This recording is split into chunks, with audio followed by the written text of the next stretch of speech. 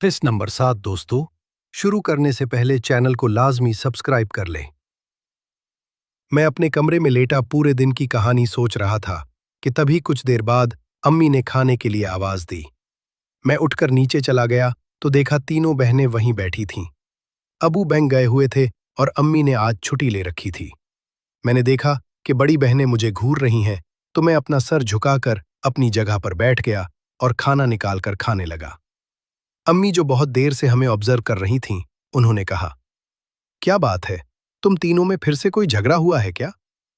नहीं तो अम्मी, ऐसा कुछ भी नहीं है। लेकिन तुम तीनों को देखकर तो यही लग रहा है कि तुम तीनों के बीच कुछ भी ठीक नहीं है। ऐसा कुछ भी नहीं है माँ, आप चाहे तो बाजी से पूछ लो। मेरी बात सुनकर दोनों बहनें हड़बड़ा गईं और हड़बड़ा कर कहने लगीं, हाँ अम्मी, ऐसा तो कुछ भी नहीं हुआ है, हम तीनों में सब ठीक ही है। हाँ अम्मी, कोई झगड़ा नहीं हुआ है, सब ठीक है। चलो, अब तुम सब इतना कह रहे हो तो मान लेती हूं, लेकिन लग तो नहीं रहा है कि कुछ ठीक है तुम तीनों के बीच। इसके बाद हम सब में कोई बात नहीं हुई। सब ने अपना अपना खाना खाया और अपने अपने कमरे में चले गए। उस दिन ऐसा कुछ खास नहीं हुआ। रात हुई, सब ने खाना खाया और अपने अपने कमरे में सोने चले गए। अब मैं दोनों बहनों को ज्यादा से ज्यादा इग्नोर करने लगा था। मैं बस अपने काम से काम रखने लगा था। मेरी शिकायत भी अब अब्बू के पास कम ही होती थी। हाँ, कभी कभी अब्बू काम के लिए मुझे एक लंबा चौड़ा लेक्चर दे देते थे, जो मैं एक कान से सुनता और दूसरे कान से निकाल देता था। अब मैं अपने जम और दोस्तों में ही समेट कर रह गया था। अब रोज मैं दोस्तों के साथ बैठकर नशा करता था और गैर अखलाकी बातें करने लगा था। मैंने अपनी बहनों से बात भले ही कम कर दी थी, लेकिन वो दोनों पुलिस की तरह मुझ पर नजर रखती थीं और मेरी कोई भी गलती होने पर मुझ पर अपनी भड़ास निकाल देती थीं। एक दिन मैं दोस्तों के साथ बैठा बातें कर रहा था कि तभी बातों ही बातों में मैंने उन्हें बता दिया कि नौशी उस शहर को छोड़कर चली गई है, तो उनको भी बहुत दुख हुआ। पहला दोस्त, यार, अब तो तेरा भी हाल हम दोनों की ही तरह हो गया है। दूसरा दोस्त, हाँ यार, हमारी तो किस्मत ही खराब है। तभी मेरे दिमाग में घर की बात चलने लगी। मैं सोचने लगा कि क्या ऐसे हो सकता है कि कोई अपने ही घर में। मैं यही सब सोच रहा था कि मेरे दोस्त ने मुझसे कहा। पहला दोस्त, तो क्या सोच रहा है वकी? यार, क्या सच में कोई इतना गिर सकता है कि अपनी माँ, बहन और बेटी से मिल सकता है? दूसरा दोस्त, दुनिया बहुत बड़ी है और अजीब भी है। यहाँ तो क्या क्या होता है तो सोच भी नहीं सकता। और तो गिरने की बात क्यों कर रहा है? सब ही अपनी ख्वाहिश घर में कर लेते हैं। क्या तुम सब ने भी ऐसा ही कुछ सोचा है? पहला दोस्त, किस बारे में? घर में ही करने के बारे में। दूसरा दोस्त, यार, हमारा सोचना और ना सोचना दोनों बराबर है। हम दोनों की कोई बहन है ही नहीं और माँ तो बहुत पहले ही हमें छोड़कर इस दुनिया से चली गई, तो हम दोनों का कोई चांस ही नहीं है। मगर अगर तू, और उसने अपनी बात अधूरी छोड़ दी। क्या मैं? दूसरा दोस्त, कुछ नहीं, जाने दे यार। क्या मैं? तो बोल तो सही। दूसरा दोस्त, देख, मैं अगर बोल दूंगा तो तू बेवजह नाराज हो जाएगा, इसलिए ये सब छोड़, कुछ और बात करते हैं। नहीं, तो अपनी बात पूरी कर। तो क्या कह रहा था? दूसरा दोस्त, मैं ये कह रहा था कि अगर तू चाहे तो तेरा काम बन सकता है। मैं कुछ समझा नहीं, तो कहना क्या चाहता है?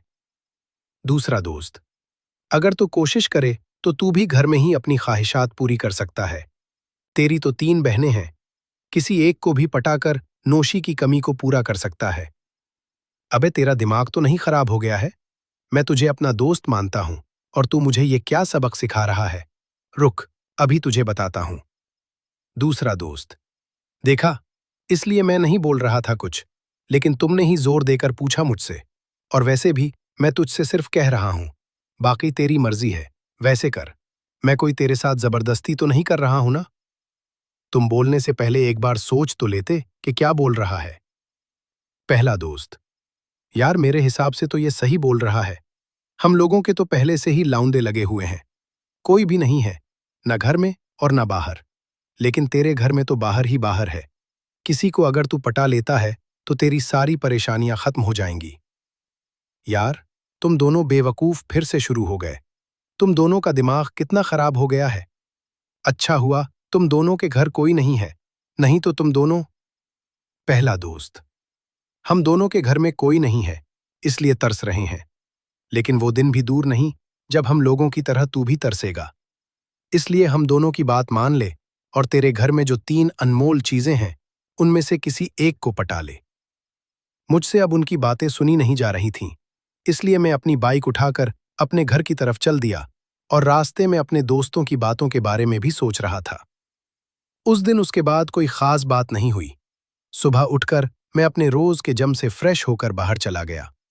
बाहर का काम करने के बाद घर आकर मैं अपने कमरे में चला गया और अपने बेड पर लेटकर अपने दोस्तों से हुई बातचीत के बारे में सोचने लगा। कुछ देर बाद मैं उठा और ऊपर फ्रेश होने और नहाने चला गया। करीब आधे घंटे बाद जब मैं नीचे अपने कमरे में आया तो मेरे कमरे में महनूर बाजी अपने बच्चे के साथ मौजूद थीं। उनका बच्चा जमीन पर खेल रहा था और वो मेरे बेड पर बैठी थीं। शायद वो मुझसे कुछ बात करने के लिए मेरे कमरे में आई हुई थीं। उस वक्त वो मेरे बिस्तर पर आगे की तरफ अपने हाथ को अपने गाल पर टेक लगाए झुकी हुई थीं। मैं बस देखे जा रहा था। बाजी ने भी शायद मेरी नज़रों को महसूस कर लिया था, इसलिए वो जल्दी से उठकर बैठ गईं और अपने बच्चे को, जो जमीन पर खेल रहा था, उसको दिलासा देने लगीं। कुछ देर इंतजार करने के बाद जब उन्होंने कोई बात नहीं की तो मैं अपने कमरे से बाहर निकल गया और अपनी बाइक लेकर बाजार की तरफ चला गया। एक बात मैंने नोट की थी कि जब से बाजार जाते वक्त वो गाय और बैल वाला वाकया हुआ था, उसके बाद से ही महनूर बाजी का रवैया मेरे लिए कुछ बदल गया था। पहले जो बात बात पर मुझसे गुस्सा करती रहती थी, हमेशा अब्बू से शिकायत करती रहती थीं, वो अब बिल्कुल कम हो गया था। पता नहीं वो ऐसा क्यों कर रही थीं। थोड़ी देर बाजार घूमने के बाद मैं अपने उन्हीं दोस्तों के साथ जाकर बैठ गया और शराब पीने लगा। थोड़ी देर बाद बातों का टॉपिक फिर से घरेलू मामलात की तरफ मुड़ गया। इतने दिन इस तरह की बातें सुनने के बाद मेरा मन भी कुछ कुछ बदल गया था। मुझे भी अब भाई बहन, माँ बेटा और बाप बेटी के बारे में बातें अच्छी लगने लगी थीं। ऐसे ही कुछ देर उनसे बातें करने के बाद मैं घर वापस आ गया। ऐसे ही दिन गुजरने लगे। आज नौशी को गए हुए लगभग 15 दिन गुजर चुके थे। इन 15 दिनों में मुझे किसी साथी की बहुत जरूरत महसूस होने लगी थी। ऐसा नहीं था कि मैंने कोशिश नहीं की। मैंने नौशी के जाने के बाद कोई लड़की पटाने की बहुत कोशिश की, लेकिन कोई लड़की अभी तक पटाई नहीं थी। एक रोज मैं सुबह उठकर अपना जम का काम पूरा करके कमरे से बाहर निकला और फ्रेश होकर जब बाहर निकला तो दोनों बहनें छत पर टहल रही थीं। मैंने एक नज़र उन पर डाली और फिर नीचे आने के लिए आगे बढ़ गया। तभी रोज की तरह नूरी बाजी ने मुझको आवाज दी, लेकिन मैं उनकी बातों को इग्नोर करके अपने कमरे में आ गया। वहीं ऊपर दोनों बहनें आपस में बात करने लगती हैं। नूरी बाजी: देखो ना बाजी, वकी अब मुझसे बात ही नहीं करता है। उस दिन गलती उसकी थी, उसने ही मुझसे बदअखलाकी से बात की थी। तब से मैं उससे बात करना चाहती हूँ, उसे समझाना चाहती हूँ कि ये सब गलत बातें करना छोड़ दे, लेकिन वो तो बात ही नहीं करता मुझसे। महनूर बाजी: हाँ, सही कहा तुमने। ये तो अब मुझसे भी ठीक से बात नहीं करता है। पता नहीं क्या हो गया है उसको। नूरी: कहीं ऐसा तो नहीं कि ये किसी गलत चक्रों में तो नहीं पड़ गया है जो हम लोगों से ऐसा बर्ताव कर रहा है। महनूर बाजी: हाँ, मुझे भी ऐसा ही लगता है। इसके बारे में इससे बात करनी पड़ेगी। इधर दोनों बहनें आपस में बात कर रही थीं और इधर मैं तैयार होकर अपने दोस्तों के पास चला गया। जब मैं वहां पहुंचा तो दोनों वहां पहले से ही मौजूद थे। पहला दोस्त: अरे वकी, आजा, बैठ यहां। मैं उन दोनों के पास बैठ गया और फिर शुरू हुआ नशे का दूर।